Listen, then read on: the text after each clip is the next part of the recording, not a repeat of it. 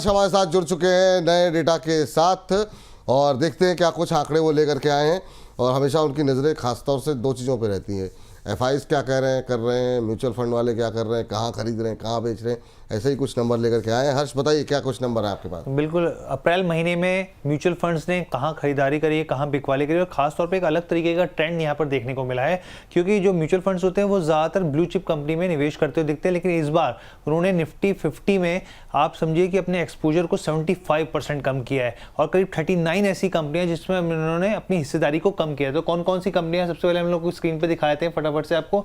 ये देखिए, ICIC bank सबसे बड़ी बिकवाली यहाँ पे देखने को मिली, करीब 6,427 करोड़ के शेयर जो है यहाँ पे बेचते हुए दिखे। दूसरा बैंक भी एचडीएफसी बैंक है और इसमें 5,200 करोड़ से ज्यादा की बिकवाली करते हुए दिखे।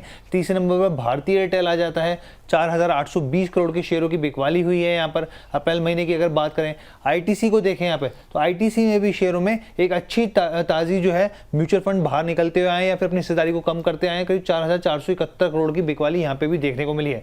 पांचवा स्टॉक एक्सिस बैंक है, एक्सिस बैंक में 3,084 करोड़ की यहाँ पे बिकवाली हुई है। और कौन से नेट सेलिंग में स्टॉक्स हैं हम लोग फटाफट से दिखाए थे, 5 स्टॉक्स और हैं यहाँ पर कहाँ कहाँ बिकवाली म्यूचुअल फंड्स की तरफ से की जा रही है। ये देखिए, बजाज फाइनेंस ने भी करीब 2,500 करोड़ से ज्यादा की बिकवाली करी है। सिप्ला की बात करें तो करीब 2,522 करोड़ की बिकवाली म्यूचुअल फंड्स ने करी है।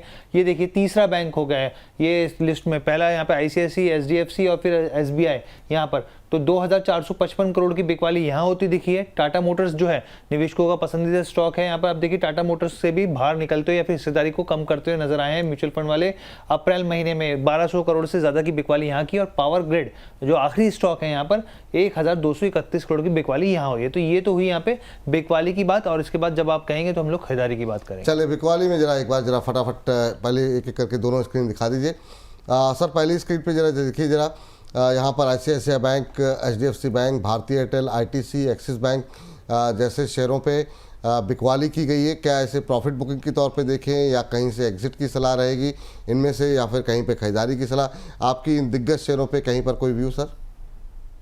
देखिए, इस पे तो हम लोगों ने वैसे डिटेल में काफी चर्चा करी है सारे स्टॉक्स पे, लेकिन एचडीएफसी, आईसीआईसी पे और भारतीय एयरटेल पे लास्ट वीक से मैं कह रहा हूँ कि प्रॉफिट बुक करना आप शुरू कर दीजिए, क्योंकि इन स्टॉक्स में एक स्ट्रांग रेजिस्टेंस दिखाई दे रहा है। आईटीसी एक नो टेरिटरी जोन में जा चुका है, एक्सिस बैंक में भी सेम प्रॉफिट बुकिंग देखने को मिल रही है। तो मुझे लगता है कहीं ना कहीं से एक प्रॉफिट बुकिंग ही है, और ये स्टॉक्स काफी हायर साइड पर ट्रेड हो रहा है, और इसीलिए ये बिकवाली का असर यहाँ पर देखने को मिल रहा है।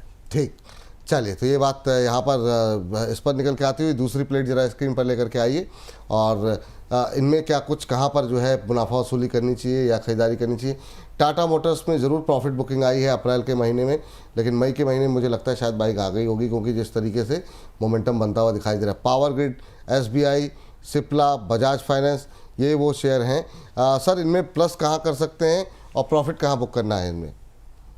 देखिए, मुझे ऐसा लगता है कि पावर ग्रिड अट्रैक्टिव लेवल पर है, एसबीआई में वापस से 750 के लेवल अट्रैक्टिव होंगे, सिप्ला में भी थोड़ा सा रुक के एक बार को 5-8% के करेक्शन के बाद अट्रैक्शन दिखाई देगा। तो मुझे लगता है स्टॉक्स अच्छे हैं, बस सिर्फ यहाँ पर थोड़ा म्यूचुअल फंड चूंकि बहुत लोअर लेवल की बाइंग करते हैं तो अपने फंड को शिफ्टिंग करते हैं, तो इसलिए थोड़ी प्रॉफिट बुकिंग कर रहे हैं।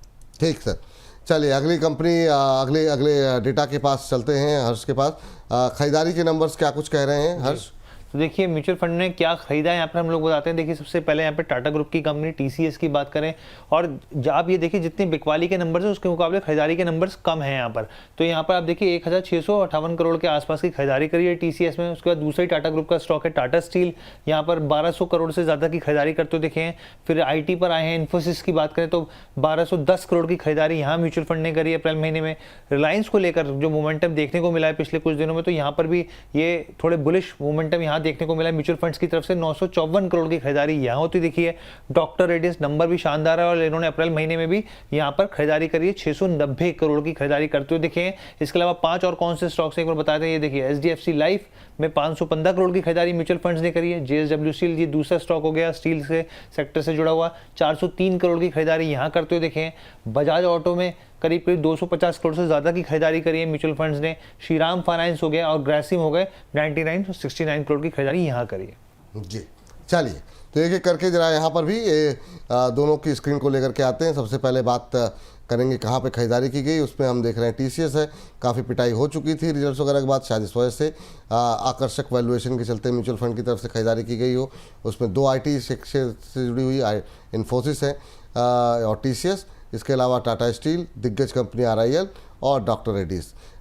इनमें सर क्या वाकई में कहीं पर खरीदारी की सलाह देंगे? आपकी टिप्पणी क्या होगी?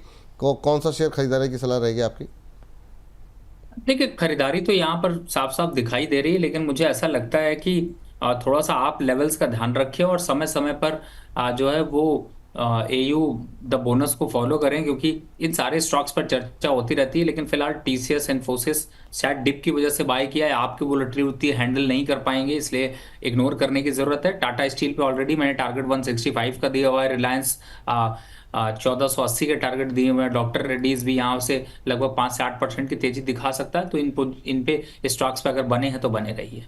ठीक, चलिए दूसरी प्लेट लेकर के आते हैं और दूसरी प्लेट पे देखते हैं क्या कुछ आकर्षक लग रहा है यहाँ पर। उसमें HDFC लाइफ का नाम है, JSW स्टील है, बजाज ऑटो है, श्रीराम फाइनेंस का नाम है, ग्रासिम इंडस्ट्रीज़ यहाँ पर शामिल है। यहाँ पर कोई अपॉर्चुनिटी है क्या सर इन लिस्ट, इस ये जो 5 शेयरों की लिस्ट है? देखिए, HDFC लाइफ जो है वो काफी तेजी से बढ़ चुका है, तो मुझे लगता है थोड़ा सा रुकना चाहिए। JSW स्टील ऑलरेडी एक अपवर्ड ट्रेंड पर चल रहा है, तो होल्ड करके रख सकते हैं। बजाज ऑटो थोड़ा सा भी इग्नोर करने की जरूरत है, फ्रेश बाय मत करिए, लेवल्स अच्छे नहीं है। श्रीराम फाइनेंस और ग्रासिम, इन तीनों पे थोड़ा सा भी वेट एंड वॉच की स्ट्रेटजी रखें। तीनों पे अभी वेट एंड वॉच की रणनीति रहेगी। हर्ष, शुक्रिया, थैंक यू आपका ये डेटा हमारे साथ शेयर करने के लिए और बताने के लिए कि इस समय म्यूचुअल फंड कहाँ पे खरीदारी कर रहे हैं, कहाँ पे क्वाली कर रहे हैं, क्या जो है स्ट्रेटजी होनी चाहिए। बहुत बहुत शुक्रिया, बहुत बहुत धन्यवाद आपका।